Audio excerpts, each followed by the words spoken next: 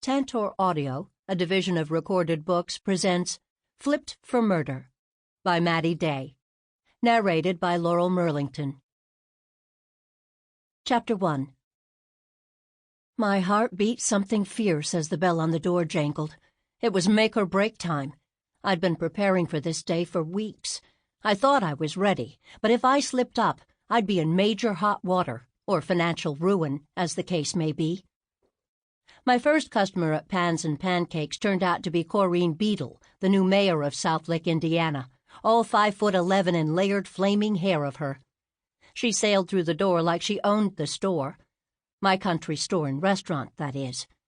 I'd seen her around town during the last month since she'd won the September election, but we hadn't actually met, and paying attention to a local race had been below the bottom of my infinitely long to-do list. Her unpleasant assistant, whom I had met many times, followed, looking slightly disgusted with the world as usual.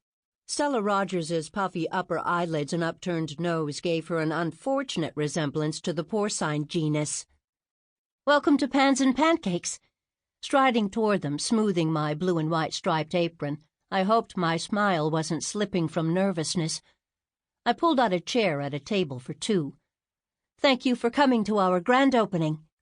"Corinne Beadle," the mayor, emphasizing the co as much as the reen, gave me a direct look and a wide smile as she pumped my hand. "Mayor of Southlake." I extricated my hand while I still had feeling in it. "Robbie Jordan, owner, proprietor, and head cook. Well, the only cook normally." I gestured to the 8-burner industrial stove and griddle behind the counter, where my Aunt Adele was aproned up and tending a dozen sizzling sausages. "Glad to have a woman business owner in town," the mayor said, beaming. "I'm happy to be here, and it's very nice to meet you, Madam Mayor." "Oh, hogwash." She slid into the seat, her bony knee slipping out of the slit in the skirt of her red suit as she crossed one leg over the other. Her black and white heels looked about 4 inches high, and a red shellacked big toenail peeked out of the cutout in each shoe. "Just call me Corinne, honey." I'd lived in the hill country of southern Indiana for more than 3 years now, and I still wasn't used to nearly every female older than my 27 years calling me honey. "Got it, Corinne." I glanced at her aide, whose position as mayor's assistant seemed to be permanent. Corinne must have inherited Stella, because I'd had to work with her over the past 6 months when I was applying for my building permit and other permissions so I could fix up the 150-year-old store. I greeted her, too. "Congratulations on finally getting open, Robbie. It's very quaint."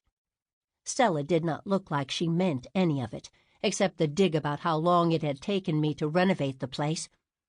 Sure, it was quaint. I'd been aiming for an amalgam of what I hoped was everybody's dream, because it sure was mine. A warm, welcoming country store, a cozy breakfast and lunch place, and a treasure trove of antique cookware. The last was my particular passion, the vintage cookware lining the walls in several rows of shelves. I'd even hired a guy to restore the pot-bellied stove, fantasizing that a core group of locals might make this their meeting place, drinking coffee, exchanging yarns, offering advice. I'd worked my fingers off, and my butt, too, to get the place ready for today. My mom hadn't taught me fine cabinetry for nothing. I'd sawed and sanded, measured and nailed, painted and polished, until I could turn the sign on my dream to open. My friend Phil, short for Philostrate, sauntered up, also clad in a store apron, and laid 2 menus on Corinne and Stella's table. A bright blue shirt set off his deep brown skin and startling blue eyes. He'd volunteered to help today, which I'd gratefully accepted. I'd hired a wait person, but she'd quit on me last week before we even opened, so Phil was saving my bacon today, quite literally. "My name's Phil, and I'll be your server this morning," he announced with a flash of a smile. "Coffee?" "Good to see you again, Phil. I'd love some." Corinne smiled right back. "Hot tea for me," Stella said with a sniff.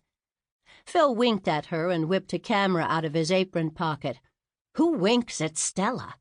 I'd have to ask him how he knew her. "Picture of the new proprietor with the new mayor?" he asked. "Of course." Corinne stood again and put her arm around my shoulders. I stood up as tall as I could, and the top of my head still didn't even reach the mayor's chin. I slapped a confident smile on my face before he shot us. "One more in case you blinked," he said, so we held our pose a little longer. "You can start one of those series of framed pictures on the wall, Robbie. You with all the celebrities who are sure to pass through," Corinne said. "Great idea," Phil said, heading back toward the kitchen area. Adele waved at me. "Ready for bacon," she called. "Enjoy your meal, ladies. Excuse me." I hurried to my refurbished walk-in cooler and brought 2 pounds of bacon to the stove. "How's it going?" "Fine, of course. Don't you be worrying, Roberta. Everything's running like a well-oiled tractor." My mom's eldest sister, the only person I allowed to call me by my legal name, wore a blue baseball cap with the store's logo over her short gray page boy. The logo, which the ever-talented Phil had designed, showed a cast-iron griddle held by a grinning stack of pancakes. Of course I was worried. I had a lot riding on this venture, which was the result of both saving my chef's salary for 3 years and inheriting the proceeds from Mom's business after her sudden death last winter at her shop in California. To soothe my nerves, I inhaled the tantalizing aromas of warm maple syrup, savory sausages, cheesy biscuits, and my 2 kinds of gravy, meat and vegetarian, made with a secret ingredient. The cowbell on the door rang again, a bell I'd hung from a little cast-iron hand and muscled forearm. I turned to see a crowd of older women bustle in. 4 of them wore hair either snow-white or salt and pepper, with the rest dyed shades of brownish red. Instead of turning into the restaurant area to their left, they beelined it for the cookware section. They exclaimed and pointed and nudged at each other. As 2 men came in and seated themselves for breakfast, I smiled and moved toward the ladies. "Good morning. I'm Robbie Jordan, and this is my store. You found us on our grand opening day. It looks like you're interested in cookware." "Oh, yes," one of the white-haired women said, nodding. "We're an antiquing club from Indy, but what we really like is cookware." "Then we have something in common," I said. "Browse as much as you'd like." "I'm Vera Skinner," the woman said. The skin of her lined face looked as soft as brown sugar, and her light brown eyes smiled at me. She wore a green and blue embroidered jacket with little inset mirrors, which looked like it came straight out of India or Morocco or somewhere. Not that I'd been anywhere near that part of the world myself, but a girl could dream. "Happy to meet you, Vera. Everything except the top row on the wall is for sale, and we serve a delicious breakfast, too, if you're hungry." "We came for cookware and breakfast after we saw the notice in the paper, plus looking at the leaves, of course." "They're pretty spectacular this fall, aren't they?" Vera agreed as she extended her hand. "So nice to make your acquaintance, Robbie. Jordan. I used to know a—" Her eyes strayed beyond me. "Bless my soul! Is that Adele? Yoo-hoo! Addie!" she called, waving. Addie? I'd never heard my aunt called anything but Adele, Ms. Jordan, Madam Mayor, or Chief. She'd held a couple of influential positions in town, including head of the on-call firefighters. Adele stuck both hands on her hips and let out a cry that sounded something like, "Soo-ee!" Vera snorted and headed toward Adele. "We called pigs together as girls," she added over her shoulder. "Haven't seen her in a couple 3 decades." Adele had never mentioned Vera, but I liked what I saw of her. So many older women to learn from, so little time. I left the ladies to shop and headed toward the door to resume my meet and greet. The place hummed. A middle-aged man with a pained expression on his face and an unsuccessful comb-over pushed through the doorway, followed by a ruddy-complexioned guy of about the same age. The first one looked vaguely familiar. "Don, just relax." The second man reached for his friend's arm. "She was elected fair and square. You gotta let it go." The other man shrugged off the arm. "It wasn't neither fair or square." I opened my mouth to greet them when the one called Don got his eyeballs on Corrine and about blew a gasket. He turned on his heel. "I don't have to sit here and look at that woman lording it over this town like she was some kind of queen bee," he sputtered. "Yes, you do. Peace among us, that's what the Bible says." The ruddy-faced man nudged Don back toward an open table. "She cheated me of the election, and you know it. And that Stella helped her." He spit out Stella's name like it was an insult. That's where I recognized Don from. I'd seen his face on campaign signs around town, although his thin dark hair had been better arranged in the pictures. I cleared my throat. Ruddy Face whipped his head over to look at me so fast I thought it would go sailing across the room. He cast me the narrow-eyed gaze a tennis champ gives while waiting for a serve from a worthy opponent. Then he plastered on a crooked-toothed smile. "Ah, Miss Jordan the younger. Ed Kowalski of Kowalski's Country Store." He tipped his Colt's cap, but didn't proffer a hand. "Welcome to Pans and Pancakes, Ed." I smiled at the man I now realized was my biggest competitor. I knew Kowalski's did a busy breakfast and lunch trade, but it was 5 miles away in the county seat of Nashville, Indiana, that is, and I knew my store and restaurant projected a far different image than his. "And this is—" I gestured at his companion, who still scowled in Corrine's general direction. The man tore his gaze away from Corrine and Stella. "Don O'Neill, the once and almost mayor of this fair town." Looking at me, his brown eyes were kind, but they held a worried look around their edges. He surveyed the store and looked back at me with new interest. "Looks nice in here. You did a good job." "Thank you. Nice to meet you, Don." "I saw all the work going on. Should have stopped in. Who was your carpenter?" he asked. "Me." I gave a little laugh. "My mom taught me all I know." "Jordan." Don peered at me, and it turned into a long stare. "Hold on. Are you saying you're Janine's girl?" "I am. Her one and only." I didn't add, and she was my only parent. "Boy, howdy." He kept gazing at me with an odd look on his face. "You don't look much like her, except for how short you are." I shrugged. "Genes are a funny thing, aren't they?" "Janine and I used to... well, we were friends. How is she, anyway?" Don cocked his head. I swallowed. No way to sugarcoat it. "My mom passed away last January." "I am so sorry to hear that. I truly am." He reached out and patted my arm. "I run Shamrock Hardware here in town. You need anything, you ask for me personally." "Thanks. I've shopped there a number of times. The store is well stocked." I led them to an empty table and waited until they sat. "Now, what can I get you gentlemen for breakfast today?" I poised my pen above the Pans and Pancakes order pad I held in my other hand. And I took their order. A stack of whole wheat banana walnut pancakes for Don, biscuits, gravy, and 2 eggs over easy for Ed. I roved through busy tables to the grill area, passing Corrine's table.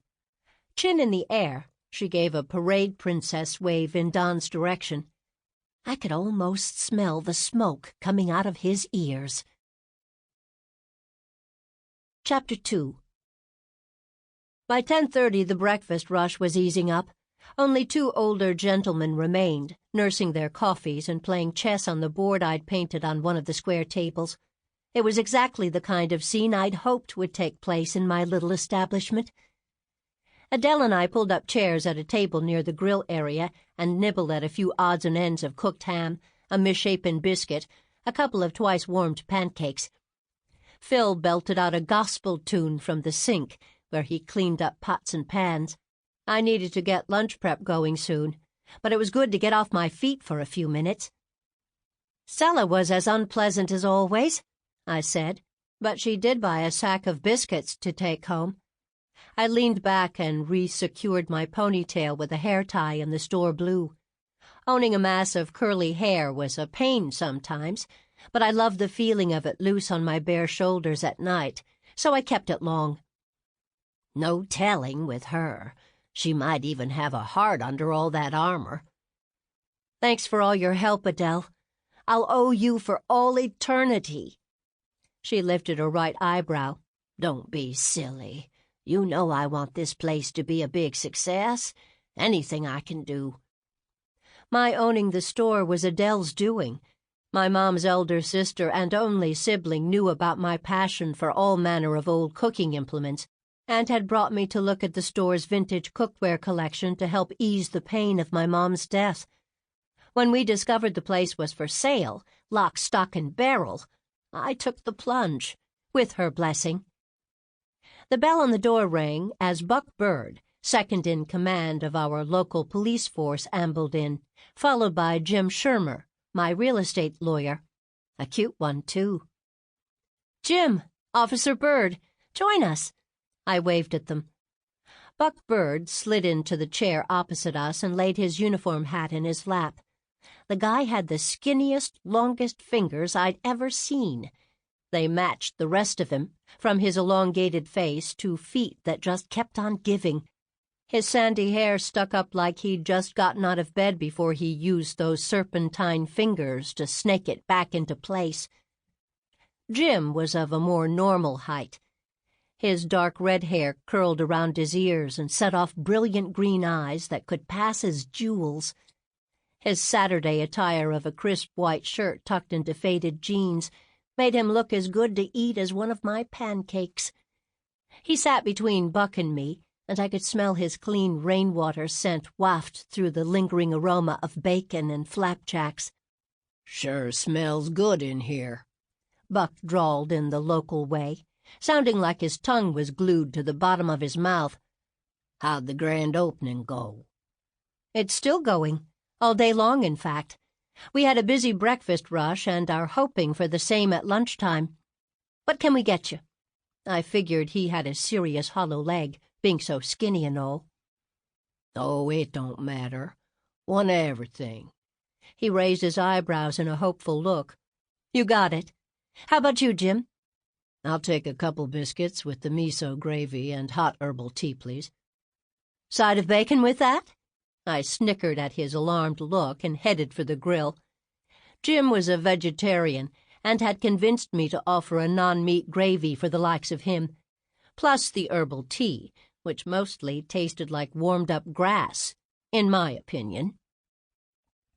I brought their orders back a few minutes later, unloading a stack of cakes with biscuits, ham, and an apple muffin on the side for Buck, plus Jim's order. Her Honor the Mayor was in earlier, and then Don O'Neill. He seemed to think he should have been elected instead of her. What's up with that? I leaned against the edge of the next table and folded my arms. Adele and Buck exchanged a look. "It was all fair and square," Adele said. "I worked as a poll watcher. Corrine won by only 3 votes. Don demanded a recount, and that resulted in her getting 2 more votes. A close result, but a real one." "They have some kind of past. Not quite sure what went on, but—" Buck shrugged and forked up a huge mouthful of pancakes. A slice of banana dropped off into the golden-brown pool of syrup on his plate. "He was mayor for 3 terms before. Town elected him right after I decided not to run again. He kind of figures the position belongs to him." Adele stood. "I've got to go let the sheep out, Roberta. Left the house too early this morning, but I'll come back in an hour to help with lunch. You're doing great so far." She patted me on the shoulder, tossed her apron on the chair, and aimed her no-nonsense stride for the door. "I'll say you're doing great." Jim wiped his plate with a last piece of biscuit and popped it in his mouth. When a spot of gravy marred the pristine white of his shirt, he swiped at it with his blue cloth napkin. "Was Stella here with Mayor Corrine?" Buck asked. She was. Why would she be working on Saturday? I cocked my head. Could be Corrine said this was an official event. Could be Stella wanted to come along. Stella pretty much gets what she wants. Not here, she didn't. I slid into Adele's seat. "What do you mean?" Buck asked. "She tried to stymie Robbie at every turn in the permitting process." Jim chimed in. "I heard she wanted her son to take over the store. We really had to fight her just to follow legal procedure." Buck pursed his lips and nodded like he was filing the information for future use. Stella was part of the reason I didn't go ahead with developing the upstairs at the same time as this space. I frowned. I want to create bed and breakfast rooms up there, but Stella made it so hard just to get the permits for the restaurant that I gave up. For now, anyway. Jim finished his tea. "Best breakfast I've eaten in years. You're going to draw all Ed's customers away." I wrinkled my nose. I don't mean to do that. Although when he was in earlier, he gave me some kind of look, like we were in a high-stakes tennis match or something. Maybe losing business is what he's afraid of. "Wouldn't be surprised. He's been the only country store in Brown County for 20-odd years, and only a few other places serve breakfast in Nashville," Buck said. I wonder how I never met him before today, since I worked in Nashville for 3 years. I guess because I didn't eat at his restaurant, I said. "I bet he buys his hash browns frozen, and his meat patties, too." Jim sat back in his chair. I sure don't. But that reminds me, I need to get started on making up my own patties for lunch. Don't worry, I said, glancing at Jim. Veggie burgers are on the menu. Buck opened his mouth, but I held up a hand. "And beef and turkey burgers from Kiss My Grass Farm, Buck.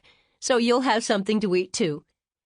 Jim wasn't the only one who had cleaned his plate, but Buck still sported a somehow hungry look as he smiled at me. Plus organic hot dogs, house-made sauerkraut and coleslaw, and fresh hand-cut fries, of course. Phil signed on as cookie and brownie chef, and you'll definitely want to sample those. "Good to know. Good to know," Buck said. "Guess I'll be back in a couple hours for lunch, then." I dug both their checks out of my pocket and handed them over. As Buck unfolded himself from his chair, Jim looked up at me with somewhat more color than usual in his freckled cheeks. "If you're not too tired, can I take you out for dinner tonight to celebrate all this?" Whoa! A date? With Jim?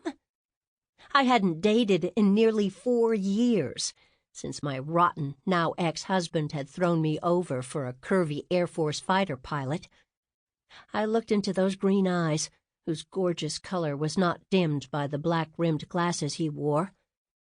Could be interesting. Buck cleared his throat and steered the brim of his hat through his fingers. "Sorry to interrupt your social arrangements. Just wanted to say thanks and let you know I'm glad you're here in town, Robbie. This place will be good for all of us." He plopped several bills on the table and his hat on his head before he ambled back to the door. I called a rather stunned thanks after him as I nodded at Jim. "Dinner sounds fun. Do I need to dress up?" He laughed, a husky sound that came from his throat. The sexiest voice I'd heard in a long time. "You might want to ditch the apron, but no, we'll head out to the roadhouse. Pretty informal. They have line dancing if you like that kind of thing, too." A dancing date. I never got enough dancing. This evening was sounding better and better. I surveyed the platter the waiter set in front of me at the Hickory Hoosier Roadhouse. This is enormous. A dozen ribs oozing with sauce vied for space with cornbread, baked beans, and a little dish of coleslaw. I'll never be able to finish it. I picked up a rib with both hands and nibbled off a few bites of the most tender meat I'd ever eaten, leaning over my plate in hopes I could keep the reddish-brown sauce off my white top. Jim laughed. "And I'm not helping you either." He gestured to his own large serving of fish and chips. He raised his pint glass of beer. "Here's to a successful country store." "Absolutely. Thanks." I hastily wiped my hands on the stack of paper napkins the waiter had kindly left and picked up my own glass of Cutter's half-quart IPA. After we clinked drinks, I took a sip. This is good," I said, licking the foam off my lip. "Great hops.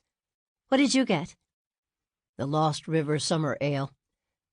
Glad they still have it halfway into October." I drank again, and then dove back into the ribs. Maybe the chef would share his recipe? Unlikely. I rolled the sauce around on my tongue, tasting a hint of maple, maybe a bit of hot pepper, certainly tomato, possibly balsamic vinegar. I'd have to see if I could recreate it. I glanced up to see Jim smiling at me. "You enjoy your food." He set his chin on his right hand and slowly stroked the moisture on his ale glass with one finger of his left as he watched me. I swallowed to push down the lust he ignited. "I'd be a lot slimmer if I didn't, but hey!" I tended toward the pleasantly plump end of the scale. I knew I was healthy and fit, though, and accepted that at 5'3", food didn't have too far to travel before it settled onto my hardy hips. I got out on my bike and rode a few dozen hilly miles regularly, and the 100 sit-ups I did every morning meant at least I had a waist. "Who needs slim?" He raised one eyebrow and put his attention back on his fish. "You're slim. What do you do to stay that way? Run marathons or something?" "I go dancing every chance I get." He swirled a French fry in a little paper tub of ketchup. "Really?" This was getting interesting. "What kind of dancing?" "Everything. Line dancing, contra, West Coast swing, ballroom, Latin. Used to even go to international folk dancing over in Bloomington." "At IU?" The huge flagship campus of the State University was only 15 miles away. "Correct." He lifted his glass and sat back. "So, congratulations again on the store being up and running. You're going to be a big success." I clinked my glass with his and took a sip. "Thank you. I have a pretty good feeling about the whole thing. Never could have pulled it all together without your help, though." He air-batted away the compliment. "Just did my job. Stella was quite the opponent for a while there, wasn't she?" He pushed his glasses up from where they'd slid down his nose. "I'll say. You'd think somebody who works in government might pay more attention to process." "She's held that job way too long. Nobody dares give her the boot, though." Jim glanced at the stage, where 2 men in cowboy shirts and hats were picking up guitars. A woman in a hot pink denim skirt lifted a fiddle to her chin, and another one in black jeans with a matching cowboy hat settled into the drum set. "Here comes the music." I don't know how good I am at following. I love to dance, but mostly it's just been, moving around kind of freestyle. "I'll show you, Robbie. Don't worry." After we finished eating, we joined the line dance, making me glad I'd worn a flared skirt and my turquoise cowboy boots. And when the dance turned to West Coast swing, Jim led me through the moves in the most delightful of ways. Chapter 3. I yawned as Jim piloted us back to my apartment behind the store. His Prius dashboard readout put the time close to 11:30. He glanced over at me. "Boring you, am I?" "Of course not," he snorted. "I'm kidding you, Robbie." His voice quieted. "But I only kid people I like." I let his comment hang in the air. I was too tired to see it and raise it one, and I wasn't quite sure. Sample complete. Ready to continue?